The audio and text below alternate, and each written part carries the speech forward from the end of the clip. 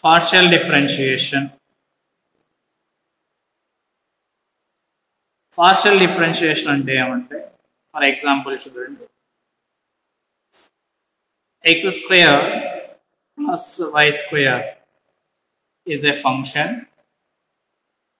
then partial differentiating.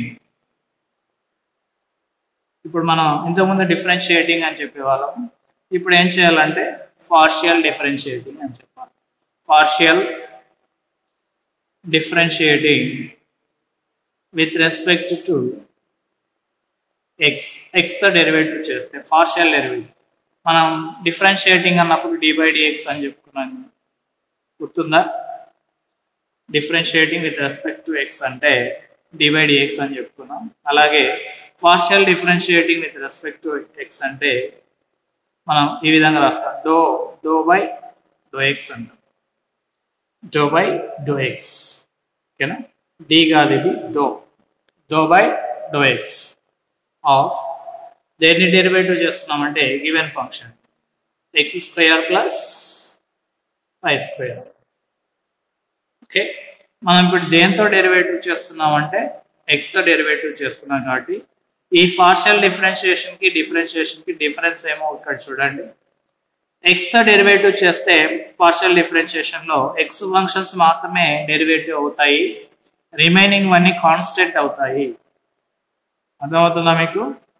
ఎక్స్తో partial derivative చేస్తే X functions మాత్రమే derivative అవుతాయి, రిమైనింగ్ ఫంక్షన్స్ అన్నీ మనకి కాన్స్టెంట్ అవుతాయి. ఇప్పుడు దీన్ని డెరివేటివ్ చేస్తే ఏమవుతుంది చూడండి, డో/x ఆఫ్ x². డో/x ఆఫ్ x² అంటే 2x ప్లస్ ఇది ఎక్స్తో డెరివేటివ్ చేస్తున్నాం, ఇది y టర్మ్ కాబట్టి y టర్మ్ కాన్స్టెంట్ అన్నాము. డెరివేటివ్ ఆఫ్ ఎనీ కాన్స్టెంట్ 0 అని మనకు తెలుసు, ఫార్ములా ఫస్ట్ ఫార్ములానే చెప్తున్నాం. d/dx ఆఫ్ ఎనీ కాన్స్టెంట్ 0, అలాగే డో/x ఆఫ్ కాన్స్టెంట్ కూడా 0ని. మీకు అర్థమైందా? ఇప్పుడు నేను డెరివేటివ్ చేసినది ఇక్కడ ఎక్స్తో డెరివేటివ్ చేస్తే ఎక్స్ మాత్రమే డెరివేటివ్ అవుతుంది, రిమైనింగ్ ది కాన్స్టెంట్ అవుతుంది.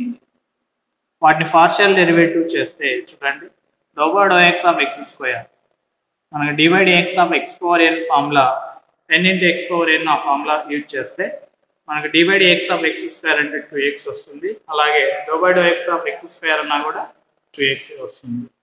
ఇక్కడ వైన్ ఎందుకు డెరివేటివ్ చేయలేదంటే మనం ఎక్స్తో పార్షియల్ డెరివేటివ్ చేసినప్పుడు ఎక్స్ ఫంక్షన్స్ మాత్రమే డెరివేటివ్ అవుతాయి, రిమైనింగ్ అన్ని కాన్స్టెంట్ అన్నాం కాబట్టి ఇప్పుడు ఎక్స్తో డెరివేటివ్ చేసినప్పుడు y కాన్స్టెంట్ అవుతుంది. అర్థమైందా మీకు ఇప్పుడు? కాబట్టి దీన్ని డెరివేటివ్ చేస్తే 0 అవుతుంది. కానీ డిఫరెన్షియేషన్లో మనము ఎక్స్ టర్మ్ డెరివేటివ్ చేసినాం, y టర్మ్ డెరివేటివ్ చేసినాం, దానికి దీనికి డిఫరెన్స్ ఇది. ఓకేనా?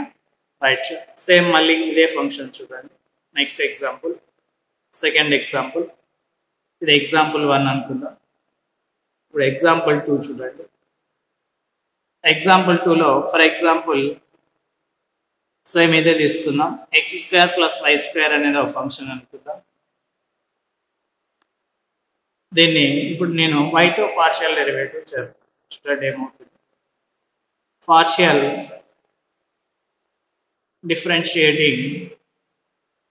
డిఫరెన్షియేటింగ్ అంటే డో/x రాయాలి.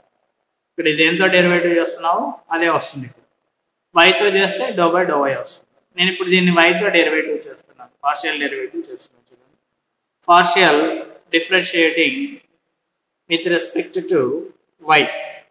ఇంతకుముందు ఎక్స్తో డెరివేటివ్ చేస్తున్నాం కదా, ఇప్పుడు ఎక్స్లు మాత్రమే డెరివేటివ్ అవుతాయి, రిమైనింగ్ కాన్స్టెంట్. ఇప్పుడు yతో డెరివేటివ్ చేస్తున్నాం కాబట్టి పార్షియల్ డెరివేటివ్, ఇప్పుడు వైలు మాత్రమే డెరివేటివ్ అవుతాయి, ఎక్స్ కాన్స్టెంట్ అవుతాయి. ఓకేనా? రైట్. చూడండి, డో/y of partial differentiating with respect to y అంటే డో/y ఆఫ్ x² ప్లస్ y². మనం yతో పార్షియల్ డెరివేటివ్ చేసేటప్పుడు y మాత్రమే డెరివేటివ్ అవుతుంది, రిమైనింగ్ ఫంక్షన్స్ కాన్స్టెంట్ అవుతాయి. ఓకేనా? ఇంతకుముందు ఎక్స్తో చేసినప్పుడు ఎక్స్ మాత్రమే డెరివేటివ్ అయింది, y అనేది కాన్స్టెంట్ అయింది. అలాగే yతో చేసేటప్పుడు y మాత్రమే డిఫరెన్షియల్ అవుతుంది, రిమైనింగ్ కాన్స్టెంట్ అవుతుంది. అంటే that is equals to dow by dow y of ఇది వై టర్మ్ ఇక్కడ లేదు కాబట్టి ఇది కాన్స్టెంట్ కాబట్టి 0 dow by dow x of any constant 0 plus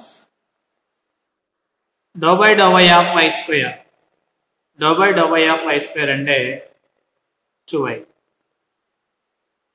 అర్థమైంది అనుకుంటా ఎక్స్తో డెరివేటివ్ చేసినప్పుడు ఎక్స్ మాత్రమే డెరివేటివ్ అవుతుంది రిమైనింగ్ కాన్స్టెంట్ అవుతాయి ఇక్కడ కూడా వైతో పార్షియల్ డెరివేటివ్ చేస్తున్నాం కాబట్టి వై టర్మ్ మాత్రమే డెరివేటివ్ అవుతుంది రిమైనింగ్ టర్మ్ కాన్స్టెంట్ అవుతుంది ఓకేనా నెక్స్ట్ ఎగ్జాంపుల్ చూడండి ఎగ్జాంపుల్ 3 ఫర్ ఎగ్జాంపుల్ మనం ఎక్స్ ఇంటూ వై తీసుకున్నాం రెండు మల్టిపుల్ అవుతుంది ఎక్స్ టర్మ్ ఉంది వై టర్మ్ ఉంది కాబట్టి చూడండి దీన్ని డిఫరెన్షియల్ చేస్తే ఏమవుతుంది చూడండి partial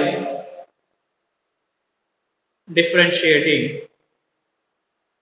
with respect to x నేను ఇప్పుడు ఎక్స్తో చేస్తున్నాను ఎక్స్తో డెరివేటివ్ చేసేటప్పుడు వై కాన్స్టెంట్ అవుతుంది కాబట్టి వైని డెరివేటివ్ చేయకూడదు చూడండి so by do x of x into y ఉంది కాబట్టి వై కాన్స్టెంట్ వై అనేది కాన్స్టెంట్ కాబట్టి వైని డెరివేటివ్ చేయము రిమైనింగ్ ఏముందంటే ఇక్కడ dow by do x of x dow by do x of x అంటే 1 d by d x of x అన్న dow by do x of x అన్న అంత ఒకటి ఓకేనా dow by do x of x అంటే 1 కాబట్టి y into 1 that is equals to y అవుతుంది ఎక్స్తో చేస్తే ఎక్స్ మాత్రమే డెరివేటివ్ అవుతుంది వై కాన్స్టెంట్ రెండు మల్టిపుల్ అవుతున్నాయి కాబట్టి వై కాన్స్టెంట్ అలాగే పెట్టేస్తాం ఓకేనా రైట్ సేమ్ ఎగ్జాంపుల్ 4 కూడా చూడండి ఎగ్జాంపుల్ 4 కూడా సేమ్ ఇలాగే సేమ్ ఎక్స్ ఇంటూ వై తీసుకోండి